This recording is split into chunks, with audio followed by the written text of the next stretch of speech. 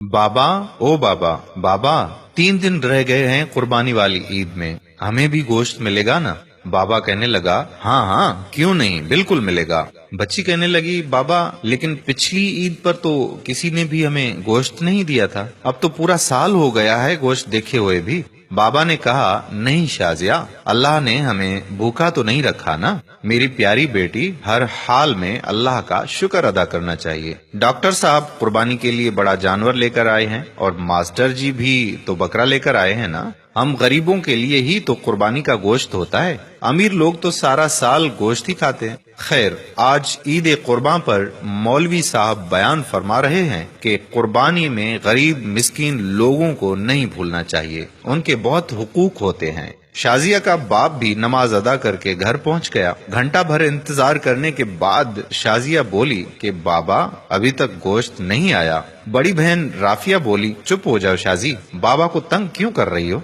वो चुपचाप दोनों की बातें सुनता रहा और नजरअंदाज करता रहा। काफी देर गुजरने के बाद जब कहीं से गोश्त नहीं आया तो शाजिया की माँ बोली कि जी सुनिए जी, मैंने तो प्याज और टमाटर भी काट दिए हैं, लेकिन कहीं से अभी तक गोश्त नहीं आया। कहीं भूल तो नहीं गए हमारी तरफ गोश्त भिजवाना? आप खुद जाकर मांग लें। बाप बोला कि शाजिया की माँ, तुम्हें तो पता है आज तक हमने कभी किसी से कुछ मांगा ही नहीं, अल्लाह पाक कोई ना कोई सबब पैदा करेगा। दोपहर गुजरने के बाद शाजिया के इसरार पर पहले डॉक्टर साहब के घर गए और बोले, डॉक्टर साहब मैं आपका पड़ोसी हूँ, क्या कुर्बानी का गोश्त मिल सकता है? ये सुनना था कि डॉक्टर साहब का रंग लाल पीला होने लगा और हिकारत से बोले, पता नहीं कहाँ कहाँ से आ जाते हैं गोश्त मांगने, और तड़ाक से दरवाजा बंद कर दिया। तौहीन के एहसास से उसकी आंखों में आंसू आ गए और बोझल कदमों से चल पड़ा। रास्ते में मास्टर जी के घर की तरफ कदम उठे और वहाँ भी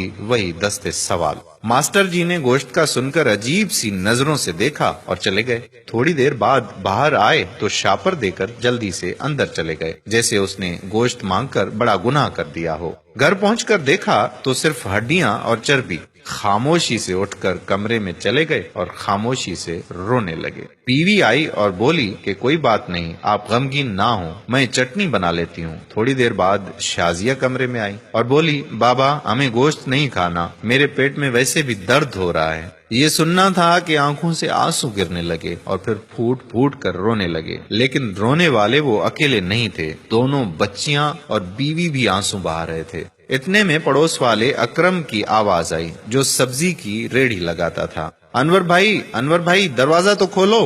दरवाजा खोला तो अकरम ने 3-4 किलो गोश्त का शापर पकड़ा दिया और बोला कि गांव से छोटा भाई लाया है, इतना हम अकेले नहीं खा सकते, ये तुम भी खा लेना। खुशी और तशक्कुर के एहसास से आंखों में आंसू आ गए और अकरम के लिए दिल से दुआ निकलने लगी। गोश्त खाकर अभी फारिग हुए ही थे कि बहुत जोर का तूफान आया, बारिश शुरू हो गई, उसके साथ ही बिजली भी चली गई। दूसरे दिन भी बिजली नहीं आई। पता किया तो मालूम हुआ कि ट्रांसफार्मर जल गया है। तीसरे दिन शाजिया को लेकर वो बाहर कहीं जा रहे थे तो देखा कि मास्टर जी और डॉक्टर साहब बहुत सा गोश्त बाहर फेंक रहे थे, जो बिजली ना होने की वजह से खराब हो चुका था और उस पर कुत्ते झुपट रहे थे। शाजिया बोली कि बाबा क्या कुत्तों के लिए कुर्बानी थी? वो शाजिया का चेहरा देखते रहे और मास्टर जी और डॉक्टर साहब ने ये सुनकर गर्दन झुका ली। खुदारा एहसास करें गरीब और मिस्कीन लोगों का। ये सिर्फ वीडियो ही नहीं, अपने आसपास खुददार मसाकीन की जरूरतों से हमा वक्त आगाह रहने की आपसे दरख्वास्त भी है।